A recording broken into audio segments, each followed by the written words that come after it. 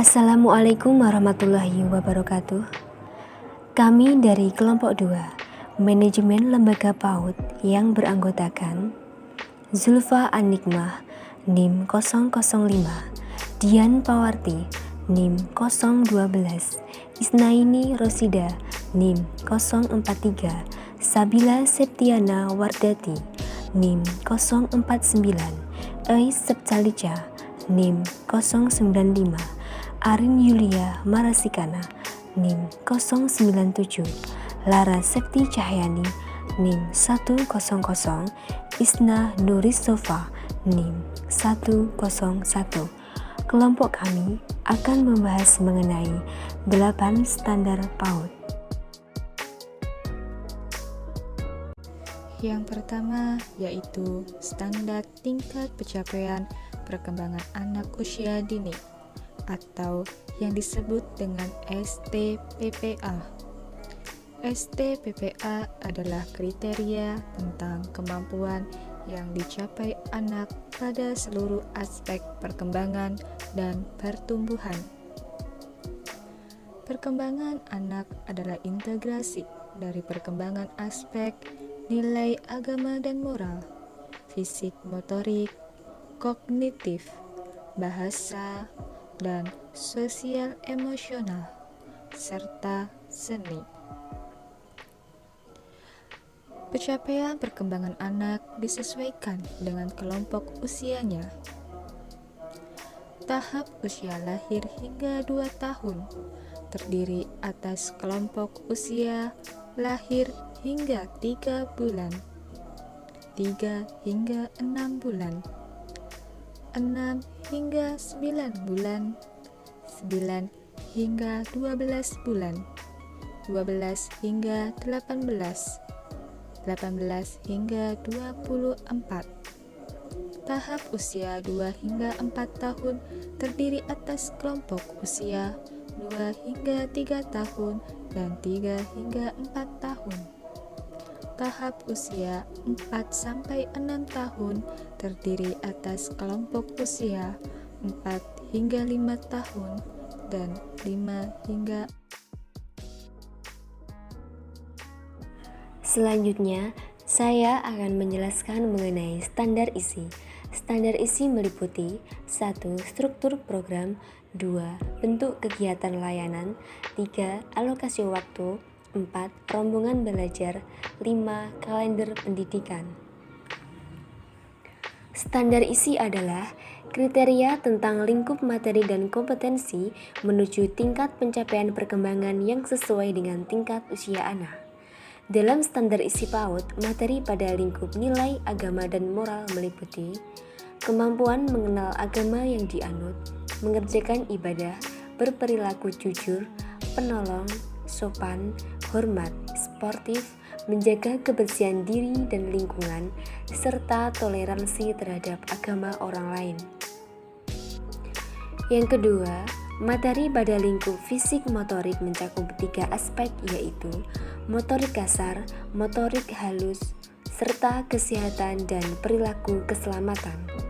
Yang ketiga, lingkup kognitif meliputi 3 aspek kemampuan berpikir, yaitu belajar dan pemecahan masalah, berpikir logis, dan berpikir simbolik. 4. Lingkup bahasa mencakup 3 kemampuan bahasa, yaitu memahami bahasa reseptif, mengekspresikan bahasa, dan keaksaraan. Yang kelima, lingkup sosial emosional mencakup 3 aspek, yaitu kesadaran diri, rasa tanggung jawab untuk diri sendiri dan orang lain, dan perilaku prososial. Lingkup materi dalam standar isi PAUD meliputi program pengembangan yang disajikan dalam bentuk tema dan subtema yang disusun sesuai dengan karakteristik, kebutuhan, dan tahap perkembangan anak, serta sesuai dengan budaya lokal. Tema dan subtema dikembangkan dengan muatan unsur-unsur nilai agama dan moral, kognitif, fisik motorik, sosial emosional, dan bahasa. Program pembelajaran yang disajikan dalam bentuk tema dan subtema selanjutnya diimplementasikan dalam kegiatan pengembangan melalui bermain dan pembiasaan. Kegiatan pengembangan antar satu lingkup dan lingkup lainnya dilakukan secara terpadu atau tematik. Untuk yang ketiga yaitu ada standar proses. Di sini standar proses merupakan kriteria mengenai pelaksanaan pembelajaran pada satu satuan pendidikan untuk mencapai standar kompetensi lulusan. Kemudian, proses pembelajaran dilakukan melalui pembelajaran tematik dan pendekatan saintifik. Untuk kegiatan bermain dilakukan melalui berbagai benda yang nyata ada di sekitar anak, kemudian melalui berbagai kegiatan main yang menyenangkan, bisa secara mandiri atau berkelompok. Kemudian di sini ada 4 jenis standar proses PAUD. Yang pertama yaitu ada perencanaan pembelajaran PAUD. Di sini terdiri dari PROSEM, RPPM, RPPH. Hal ini dilaksanakan dengan pendekatan dan model pembelajaran yang sesuai dengan kebutuhan, karakteristik anak, dan budaya lokal.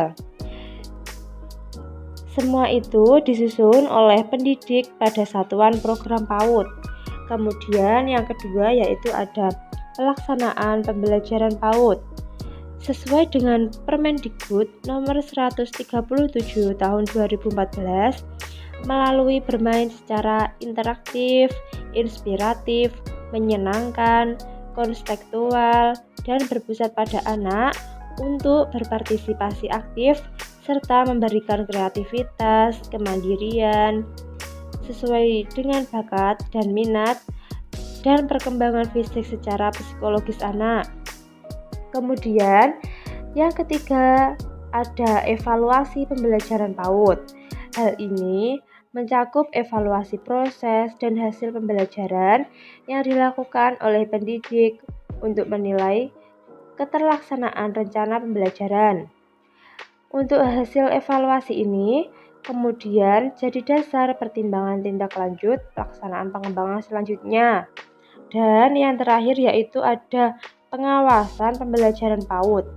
Di sini, pengawasan pembelajaran PAUD merupakan proses penilaian atau pengarahan dalam pelaksanaan pembelajaran PAUD yang dilakukan dengan teknik supervisi pendidikan. Kemudian juga dilakukan oleh kepala satuan atau program PAUD terhadap guru PAUD atau pendamping. Hal ini minimal 1 kali dalam 1 bulan dilaksanakan. Untuk selanjutnya yaitu ada dalam rangka membangun PAUD integratif dilakukan kegiatan antara lain yaitu bisa dengan pemeriksaan deteksi dini tumbuh kembang atau bisa disebut dengan DDTK. Untuk yang kedua yaitu ada penyiapan menu sehat. Kemudian yang ketiga penyelenggaraan parenting, dan yang terakhir yaitu ada pemeriksaan kesehatan dan perawatan.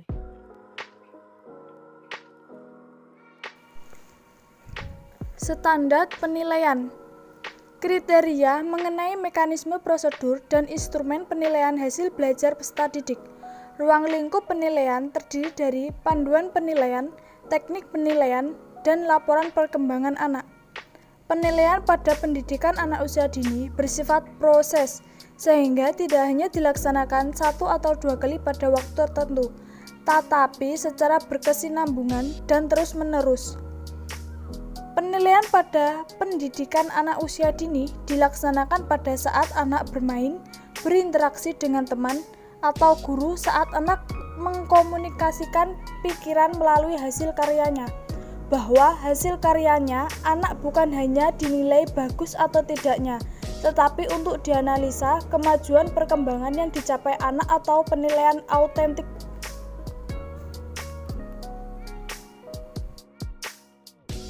Standar pendidik dan tenaga kependidikan PAUD.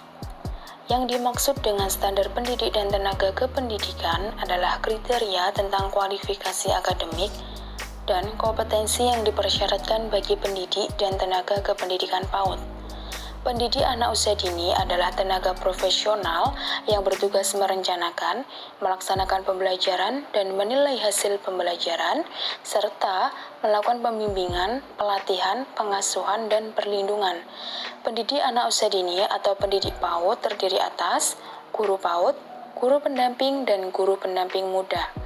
Sementara yang dimaksud dengan tenaga kependidikan anak usia dini adalah tenaga yang bertugas melaksanakan administrasi, pengelolaan, pengembangan, pengawasan, dan pelayanan teknis untuk menunjang proses pendidikan pada satuan atau program PAUD.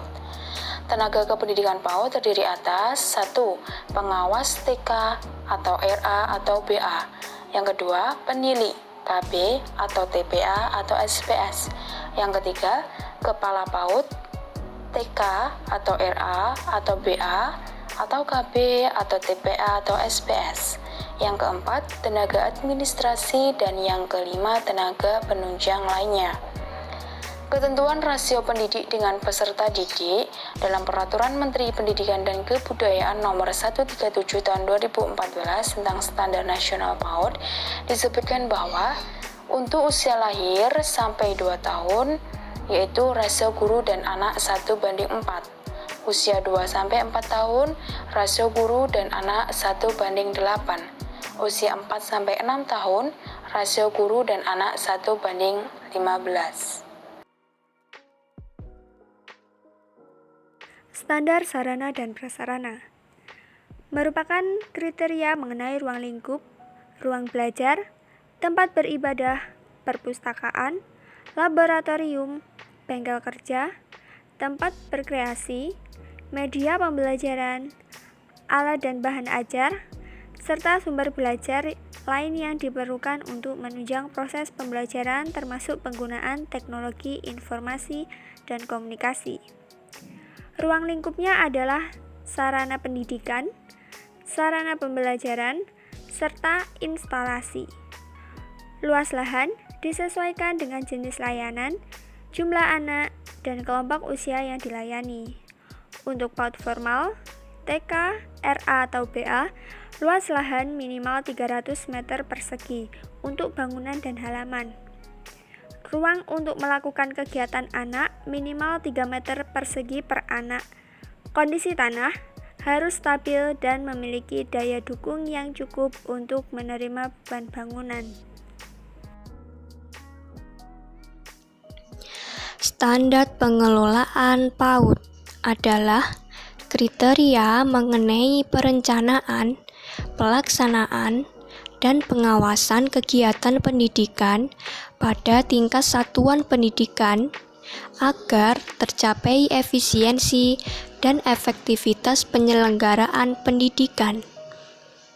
Ruang lingkup materi standar pengelolaan meliputi 1 visi, 2 misi, 3 tujuan, 4 rencana kerja tahunan lembaga, 5 perencanaan kerja 5 tahunan, 6 struktur organisasi, 7 jaringan kemitraan, 8 pengadministrasian, dan 9 supervisi dan pelaporan. Standar yang ke-8, standar pembiayaan. Standar pembiayaan yaitu standar tentang komponen dan besaran biaya personal dan operasional dalam satuan atau program PAUD.